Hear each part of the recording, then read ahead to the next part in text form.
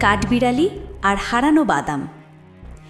টুস নামের এক ছোট্ট কাঠবিড়ালি এক রঙিন বনে বাস করত। একদিন সে একটা খুব সুন্দর আর বড় বাদাম খুঁজে পেল। কুটুস তার বাদামটা লুকানোর জন্য একটা ভালো জায়গা খুঁজছিল। সে একটা ঝোপের কাছে এসে ভাবল, এটাই সেরা জায়গা। হঠাৎ আকাশ থেকে একটা ছোট চিল উড়ে এসে ছো মেরে বাদামটা নিয়ে গেল।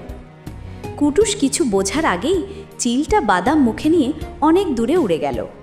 কুটুসের মনটা খুব খারাপ হয়ে গেল। সে একটা বড় গাছের নিচে বসে কাঁদতে লাগল।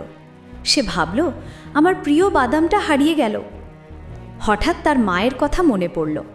মা বলতো, কখনো হার মানবে না, ধৈর্য ধরে চেষ্টা করলে সব কিছুই পাওয়া যায়। কুটুস চোখ মুছে উঠে দাঁড়ালো। সে ঠিক করল সে আবার নতুন করে বাদাম খুঁজবে। সে এদিক ওদিক খুঁজতে লাগলো, পাতার নিচে, ফুলের ঝোপে, সব জায়গায় সে ধৈর্য ধরে খুঁজছিল। অবশেষে একটা গাছের গোড়ায় সে একটা নয়, দুটো নয়, অনেকগুলো বাদামের একটা ভাণ্ডার খুঁজে পেল। কুটুসের আনন্দ আর দেখে কে! সে বুঝতে পারল ধৈর্য ধরলে তার ফল সত্যিই খুব মিষ্টি হয়।